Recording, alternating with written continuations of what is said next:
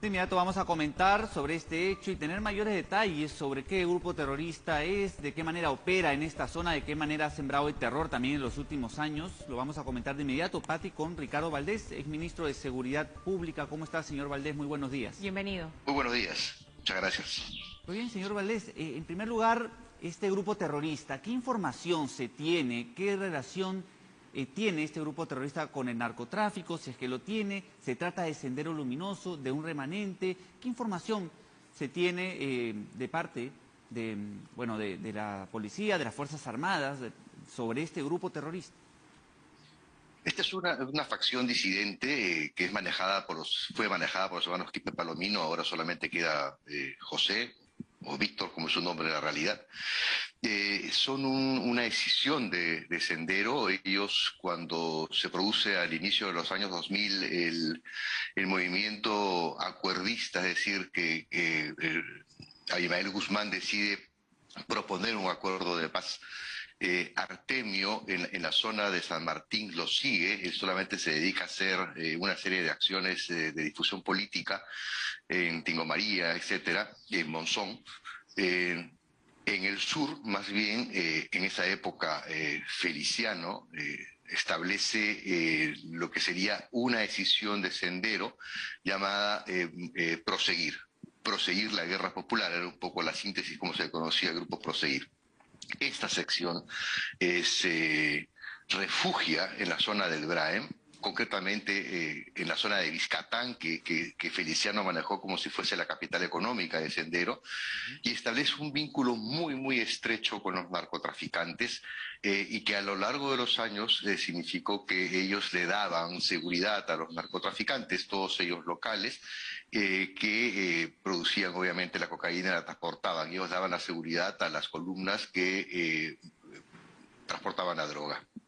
Este grupo, cuando cae Feliciano, es cuando los hermanos Quispe Palomino se hacen de esta facción y le cambian el nombre y lo denominan Militarizado Partido Comunista del Perú. Ese es, digamos, su nombre, ¿no?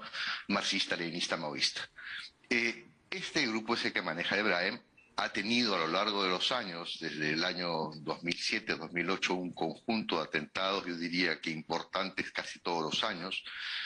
Para rememorar, es importante que recuerden que en el año 2016 también hicieron un atentado en Acobamba, Santo Domingo de Acobamba, donde murieron 10 policías y 2 civiles. Justamente ellos atacaron a una columna militar.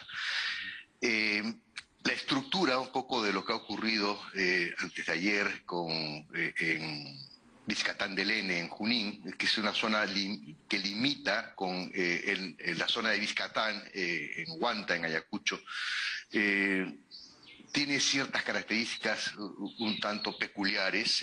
No se ha producido un enfrentamiento con las Fuerzas Armadas o las fuerzas policiales, que fue lo que ocurrió en el 2016, para interrumpir el proceso electoral, para dar cuenta a la población de que no se acerque a votar.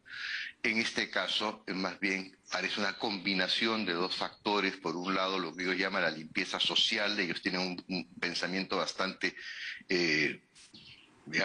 peculiar también para manejar su concepción de las relaciones sociales, y aprovechan ahí también para volantear obviamente su oposición a las elecciones. Eso es en síntesis un poco la historia del militarizado Partido Comunista, una facción de Sendero Luminoso de la época, y lo que ha ocurrido es obviamente un crimen espantoso, ¿no? Porque básicamente se trata de población civil e inclusive menores de edad, como ustedes han mencionado. Pero limpieza social, ¿de qué? Apoyados en esta ideología. Porque claro, usted muy bien ha relatado la coincidencia un poco de los procesos electorales, ¿no? Y los panfletos lo decían claramente, no solo la limpieza del Brain, como la han denominado ellos, sino también instaban a abstenerse de este proceso electoral.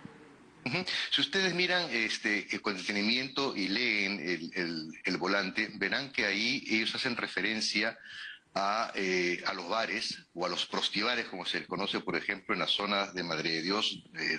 Esta zona, la zona de Braem, tiene una serie de prostibares también, donde hay explotación sexual a niños, niñas, adolescentes, mujeres adultas, qué sé yo, porque les prestan servicios sexuales y de alcohol a los lugareños y a la gente además a los narcotraficantes, para hablarlo de manera sencilla. Como ocurre, por ejemplo, en Madre de Dios con los festivales que le dan servicios a los medios ilegales. Entonces, ellos consideran que si ven estos están en contra de este tipo de circunstancias, de situaciones, de lo que puede ser la explotación sexual o la prostitución, como ellos le llaman, contra la homosexualidad, contra tanto masculina como femenina. Esto es lo que dice el volante. Claro, señor Valdés. Sí. Sí, y esto ya se ha hecho anteriormente de parte de este remanente de Sendero Luminoso en el Braem. ¿Tiene una secuencia esto? ¿Tiene relación con otros hechos que se han dado anteriormente en la zona? Porque claro, no hubo un enfrentamiento aquí con policías, con militares, es un ataque directamente a la población civil. ¿Qué antecedentes hay quizás sobre esto para intentar, bueno, entender, ¿no?, de cierta manera por qué realizan esto? ¿Cuál es la intención que tienen real sobre estos hechos? Ataques a la población civil han ocurrido, como le dije, inclusive en el año 2016 también murieron civiles en este atentado que tuvo como objetivo impedir las elecciones de la zona donde se encontraba en Santo Domingo de Acobamba. En este caso mencioné que hay una peculiaridad y es algo que yo también todavía no me animaría a generalizar porque como bien se sabe, la conexión con el narcotráfico es sumamente estrecha y creo que la policía debe afinar más aún su investigación. Creo que es importante conocer cuáles son las motivaciones que están detrás de este crimen. Y hay que ver si existe o no existe, más allá de la fachada de limpieza social, no se olviden de que Sendero es también un grupo, este grupo militarizado, es un grupo que está acostumbrado a esclavizar poblaciones indígenas. Recordarán ustedes también el rescate de 54 personas, con un montón de niños que ocurrió creo que en el año 2015 o 2016, no recuerdo bien. Entonces tiene una serie de prácticas esclavistas, prácticas de sometimiento y de terror. De sometimiento y de terror, exactamente. Entonces, en este caso específico habría que ver los resultados de las investigaciones de la policía para saber la motivación detrás y si está relacionada con algún tipo de pugna por el manejo, por ejemplo, del poder local del narcotráfico o del comercio de cocaína en la zona.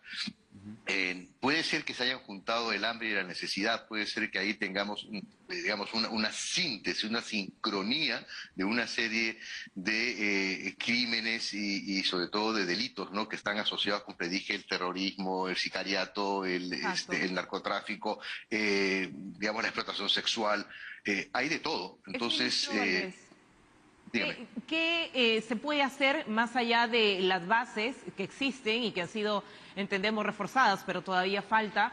¿Qué más se puede hacer incluso después del 6 de junio? Porque las autoridades del Ejecutivo anuncian que habrá garantías para el proceso electoral y que hay un patrullaje constante, lo sabemos ahora también por los factores de investigación. Pero, ¿qué tan preparados estamos para hacer frente a estos remanentes terroristas? Bueno, creo que eso es una pregunta sumamente importante que me parece que espero debe ser parte del debate presidencial próximo, porque creo que sea quien se haga de la presidencia de la República después del 6 de junio y asuma en julio, el 28 de julio, debe tener un plan sumamente detallado sobre cómo se va a manejar este gran problema, porque como le dije, es una sinergia de delitos la que se dan en ese lugar. Hasta ahora no está muy delineado, ¿no?, en los planes de gobierno. En uno de ellos está, en el otro no hay ninguna mención. Lo que quiero decirle con esto es que la zona de operación del militarizado Partido Comunista del Perú es sumamente amplia, es sumamente agresta. Yo invitaría a los que están escuchándonos en estos momentos y viéndonos de que agarren un mapa, de que traten de ubicar la zona de intersección entre Junín y Ayacucho, se va a dar cuenta que es una zona absolutamente abandonada, con altísimos niveles de desnutrición por parte de la población que está ahí y con muy difícil acceso. O sea, no hay caminos en la zona, por ejemplo, del sur de Junín que colinda con el norte de Ayacucho. Entonces, es la zona donde es la zona ideal para que ahí emerjan todo tipo de criminalidad organizada y de delitos como el narcotráfico, ¿no? Claro, señor Valdés, sí, Sí. de mi parte, para ir finalizando, la estructura de este grupo terrorista, ¿se limita al Braem o hay también conexiones con otras ciudades, con otras partes del país? ¿Y cómo está actualmente? ¿Qué información se tiene sobre este grupo terrorista? Porque se había incluso informado sobre la muerte del camarada Raúl hace algunos meses, sin embargo aún queda el camarada, denominado camarada José en la zona. ¿Está debilitado o no este grupo? ¿Qué información también se tiene al respecto? Bueno, entiendo yo que de comprobarse definitivamente la muerte de Raúl, esto significa obviamente un golpe bastante fuerte a la estructura del militarizado Partido Comunista del Perú. La extensión de esta facción de Sendero es sumamente amplia. Estamos hablando de 5 regiones. Estamos hablando de Junín, de Ayacucho, de Huancavelica, de Apurímac y del Cusco, todos ligados por esta conectividad que se logra a través de los ríos de la zona. ¿Qué cosa es lo que hay que hacer? Que fue su pregunta inicial. Debe producirse una intervención sumamente fuerte en términos de inversión para lo que es el desarrollo productivo del lugar. Debe ser este lugar de alguna manera, partiendo un poco de las zonas urbanas hacia las zonas rurales, debe de llegar el Estado con sus recursos, con sus caminos, con sus hospitales. La presencia del Estado es la que al final del día va a permitir que la paz se impere en el lugar, que el desarrollo se imponga y que la legalidad tenga el lugar que le corresponde, ¿no? Eso es lo que corresponde. Demanda histórica, además, ¿no? La presencia del Estado en esta zona que por años ha sido tan relegada y abandonada.